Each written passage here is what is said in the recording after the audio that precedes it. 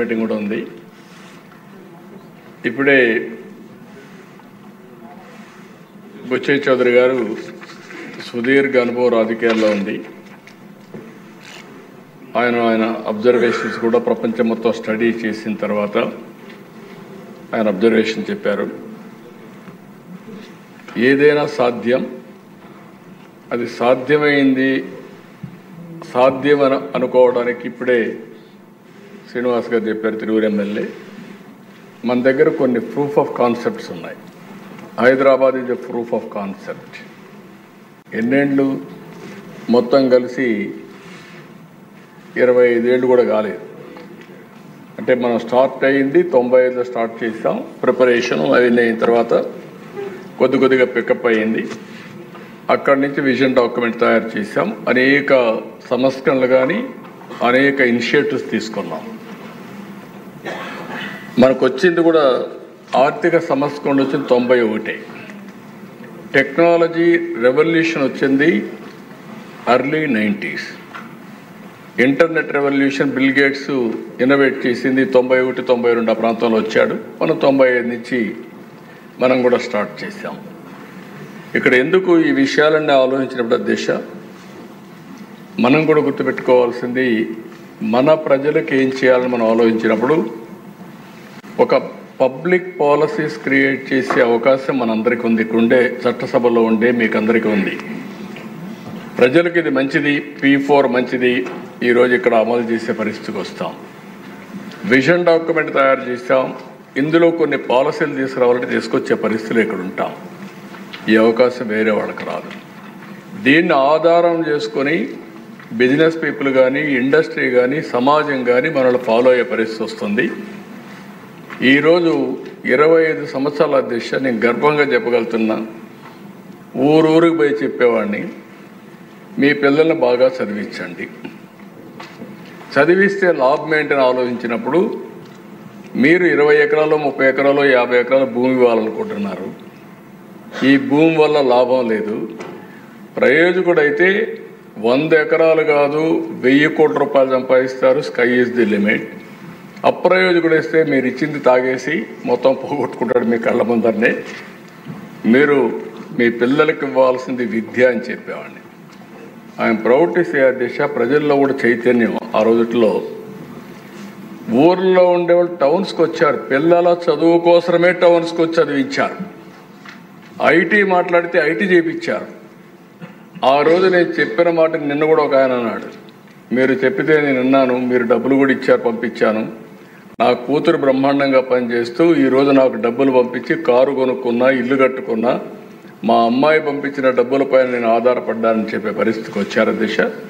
ఈరోజు ప్రపంచంలో ఏ దేశానికి వెళ్ళినా మీకు ఎవ్వరికి అనుమానం అవసరంలో కావాలని టెస్ట్ చేయండి.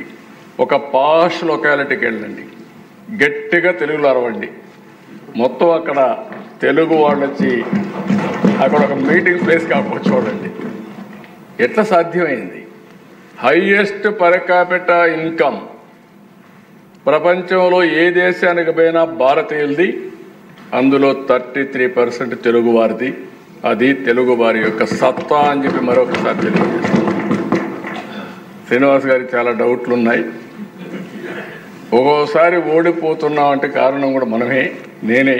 నన్ను ఎవ్వరూ ఓడించలా.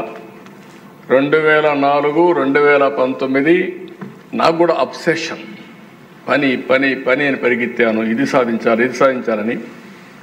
దాంతో కొద్దిగా ఎమ్మెల్యేలను సమన్వయం చేయడం కానీ, పార్టీని సమన్వయం చేయడం కానీ, పనులు చేయడంలో కొద్దిగా మనం పని ఒత్తిడి ఎప్పుడున్నా కొన్ని లాభసాలు వెళ్తాం. ప్రజల సమస్యలు తాత్కాలికంగా ఏమున్నాయో ఆ సమస్యలన్నీ పరిష్కారం చేస్తూనే, దీర్ఘకాలికంగా ఏం చేయబోతున్నా వాళ్ళకి చెప్పుతూనే వాళ్ళను కూడా భాగస్వాములు చేయగలిగితే ఎప్పుడూ గెలుపు ఉంటుంది. అందుకే నేను చెప్తున్నా, సూపర్ 6 చెప్పాం. మేలో తల్లికి వందనం అందరికీ ఎంతమని చెప్పాం అంతమందికి ఇస్తాం.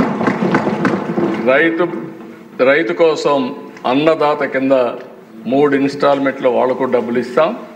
అదే మరి మత్స్యకారులు కూడా జీవన వృత్తి, వాళ్ళకి పాపం ఆ సమయంలో వేటకు పోవడానికి వీలు లేదు, హాలిడే ఇస్తారు. వాళ్ళకు కూడా ఇవ్వాల్సిన 20,000 రూపాయల చొప్పులు ఇస్తాం.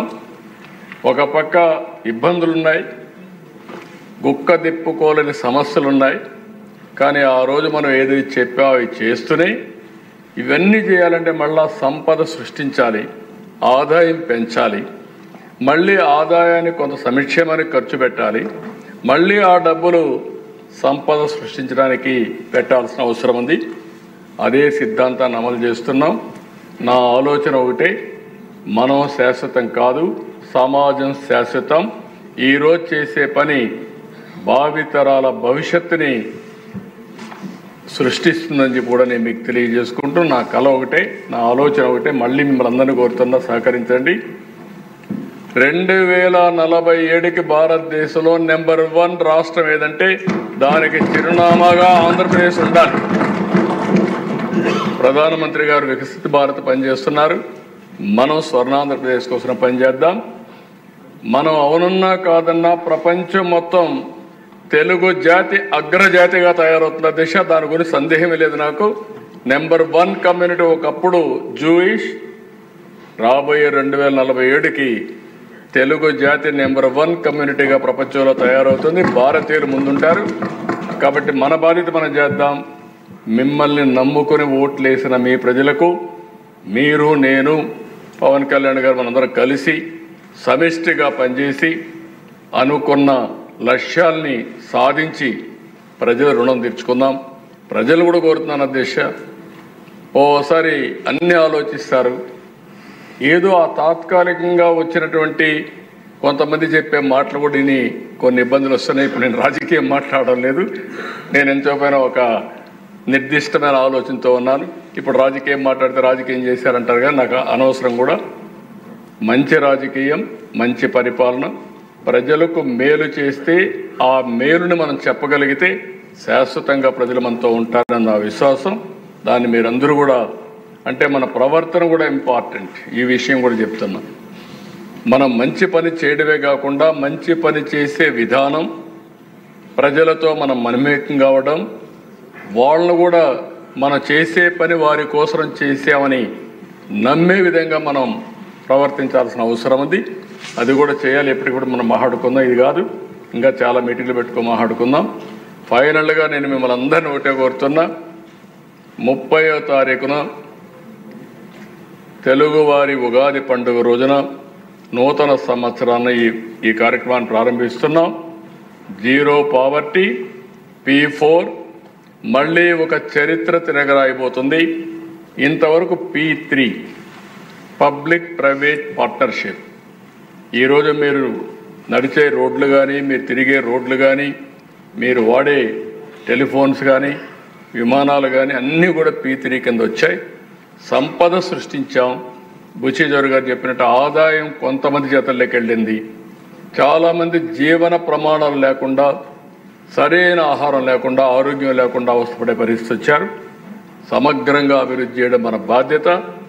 అందుకనే జీరో పావర్టీ, P4 ఆర్థిక అసమానతను తగ్గించగలిగి మెరుగైన జీవన ప్రమాణాలు ఇవ్వగలిగితే దానికంటే రాజకీయం ఇంకోటి లేదు. అది సాధిస్తామని మరొక్కసారి మీ అందరికీ హామీ ఇస్తూ, ఈ సభ ద్వారా ప్రజలందరికీ విజ్ఞప్తి చేస్తూ, మీరు కూడా భాగస్వాములు కావాలని మరొక్కసారి కోరుకుంటూ, ఎప్పటికప్పుడు నిర్మోహమాటంగా అభిప్రాయాలు చెప్పండి. మీ యాస్పిరేషన్స్ ఉంటాయి. ఒకే రోజు అన్ని యాస్పిరేషన్స్ తీర్చలేం. కానీ రోజు రోజుకు మీ పరిస్థితులు బాగుపడుతున్నాయా లేదా ఆలోచించుకుని పూర్తిగా ఆశీర్వదించవలసిందిగా ప్రజలందరినీ కోరుకుంటూ మీ దగ్గర సెలవు తీసుకుంటున్నాను. మరింత స్ఫూర్తినిచ్చేలా ముఖ్యమంత్రి గారిని ప్రేరేపించిన పెద్దలు బుచ్చయ్య గారికి, కోలికపూడి గారికి ధన్యవాదాలు తెలియజేసుకుంటూ, సభ్యులందరికీ మనవి, రేపు మధ్యాహ్నం 3 గంటల నుంచి ఆటల పోటీలు ప్రారంభమవుతాయి. కాబట్టి ట్రాక్ సూటు, టీషర్టు, క్యాప్స్ అన్నీ పైన MS సెక్షన్లో ఉన్నాయి. అందరూ అక్కడికి వెళ్ళి తీసుకోవాలని చెప్పి కోరుకుంటూ అందరూ ఆటల్లో పాల్గొవాలి. అలాగే రేపు టీ బ్రేక్ సమయంలో ఫోటోషూట్లో సార్ ముఖ్యమంత్రి గారు ఫోటోషూట్లో తమరు అందరూ పాల్గొంటారు. తమరు పవన్ కళ్యాణ్ గారు ఖచ్చితంగా ఉండాలి అని చెప్పి ఢిల్లీ తర్వాత వెళ్తారమ్మా, ఫోటో తర్వాత వెళ్తారు. ఇక్కడేనండి, మీరు ఢిల్లీ ఎప్పుడు బయలుదేరుతారో చెప్తే ఎర్లీ అంటే ఎర్లీ పెట్టు. టీ బ్రేక్ అని అనుకున్నాం సార్. టీ బ్రేక్ 5 నిమిషాలు అటు ఇటు అవ్వచ్చు. ఇప్పుడు ఎవరో సడన్గా వేలుతున్నారు కదా, అంటే around between 11-11:15. 11 okay sir. So 11 o'clockకి గౌరవ ముఖ్యమంత్రి గారు, ఉప ముఖ్యమంత్రి గారితో మనందరికీ ఫోటో షూట్. ఇందాక నెట్వర్క్ గురించి ముఖ్యమంత్రి గారు అన్నారు.